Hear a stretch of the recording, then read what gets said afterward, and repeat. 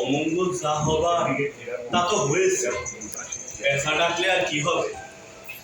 আপনি ঘর বানাইয়া সেই ঘরে বসে আছেন। এখন ঘর যদি আপনার বাইরে খোঁজাখুঁজি করে তবে কি পাবে? পাবে না। ঠিক তেমনি আপনার মধ্যেই স্রষ্টার বাস কবে করেছে, তাই দেখতে পাচ্ছেন না।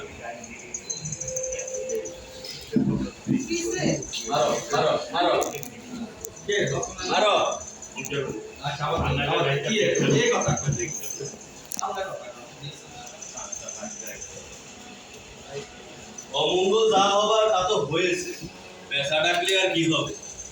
আপনি ঘর বানাইয়া সে ঘরে বসে আছেন। এখন ঘর যদি আপনার বাইরে খোঁজাখুঁজি করে তবে কি পাবে? পাবে না। ঠিক তেমনি আপনার মধ্যেই স্রষ্টার বাস ভ্রমে করেছে, তাই দেখতে পাচ্ছেন না। বাবা, যশোর থেকে রাধারমণ এসেছে।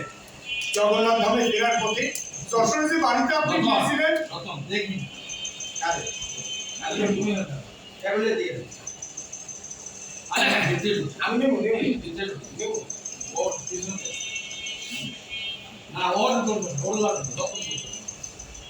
বাবা, যশোর থেকে রাধারমণ এসেছে। জগন্নাথ ধামে ফেরার পথে যশোরে যে বাড়িতে আপনি গিয়েছিলেন, স্থানীয় লোকজন সে বাড়িটা জ্বালায় দিয়েছে। বাড়ির লোকজন ভয় সব পালাইছে। যা হবার তাই হয়েছে। তুমি রাধারমণে থাকার ব্যবস্থা করো। যে আচ্ছা, যশোরে ওরা আপনার অপমান করেছে, আজ আমার বাড়িটাও জ্বালায় দিয়েছে। আপনি তো ওদের কোনো ক্ষতি করেন নাই। উপকারও তো কিছু করি নাই। আমার জন্য ওই ধর্ম হয়ে রাজনীতি করা বন্ধ হয়ে যাবে, তারা কেন সহ্য করবে? তাই বলে সত্তরে সাইডে মিথ্যে পিছনে ছুটতে হবে? ধর্ম হয়ে যাদের ব্যবসা, তাদের হাত অনেক বড়, শিকড় অনেক শক্ত। কিন্তু দেখো যারা ধর্ম প্রচার করেছে তাদের জাতের কোনো গর্ব ছিল না। জগন্নাথ ধামে যাও, দেখবে ব্রাহ্মণ, চন্ডাল, সামার, মুসি সবাই একই ঘাটে জল খাচ্ছে। আবার মাজারে যাও, দেখবে সেখানে হিন্দু মুসলমান বলে কোনো পার্থক্য নাই, যে যার মতো তার সুষ্ঠায় ডাকে। ও সেখানে তো ধর্মের কোনো ক্ষতি হচ্ছে না। বাবা, আপনি ভাববেন না, আঘাত ছাড়া কোনো ধর্মই প্রতিষ্ঠিত হয় না। আঘাতেই ভিত মজবুত হয়। কিন্তু সে আঘাত যে আমার এই বক্ষটারে ক্ষত বিক্ষত করে দিচ্ছে, চিন্তাগুলোরে কেমন এলোমেলো করে দিচ্ছে, দেহটা রক্ত শূন্য হয়ে পড়ছে। আজ আমার একটা নিরাপদ আশ্রয়ের প্রয়োজন। মা, মারে আপনি একটু শান্ত হন। তোরা যদি আমার প্রশ্ন করতো যখন তার সৃষ্টির মধ্যে কোনটা সর্বশ্রেষ্ঠ, উত্তরে আমি বারবার বলতাম মা, আমার গর্ভধারিণী পবিত্র মা। সেই মায়ের ভালোবাসার স্বাদটা আমি পাই না। তুই আমার তোর মুখে টেনে এলো মা, সেই মায়ের ভালোবাসার গন্ধটা লইতে দে। আমি যে আপনার গর্ভে স্থান দিতে পারি নাই, মায়ের মমতা দেব কেমনে? শুধু একবার নারায়ণ বলে ডাক, তোর মুখে টেনে এলো মা। না না, তা হয় না। কেন হয় না? আমি যে আপনার গুরু বলে জেনেছি। আমি যে তোর মা বলে ডেকেছি। গুরুর নাম মুখে নিলে যে পাপ হয়।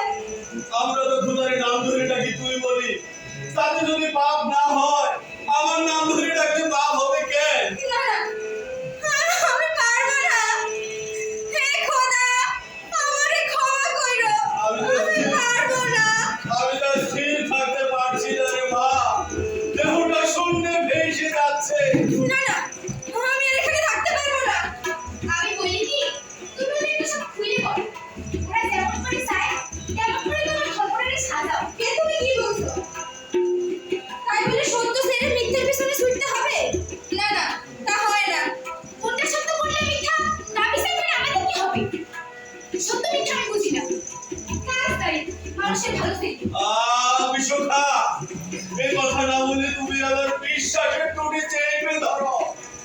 দেহ থেকে আত্মারে আলাদা করিল।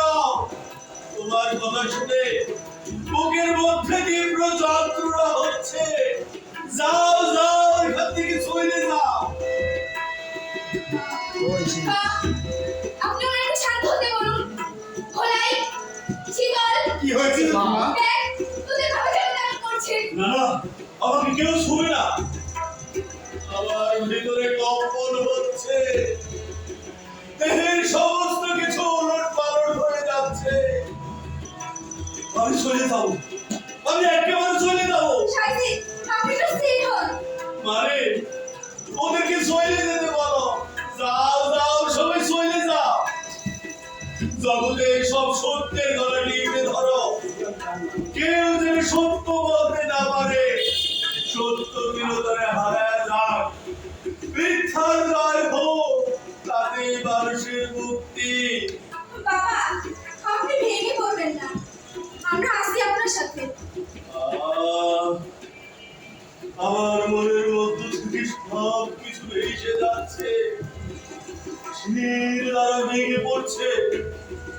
সমস্ত ধমনী থেকে রক্ত এসে দুই চোখে, সমস্ত ধমনী থেকে রক্ত এসে দুই চোখে জমা হচ্ছে। ধীরে ধীরে কেমন পাপের মাথারে তলায় যাচ্ছি। মা, মারে, আমি যে আর পরমেশ্বরে ধরে রাখতে পারলাম না। বাবা, না না। আমার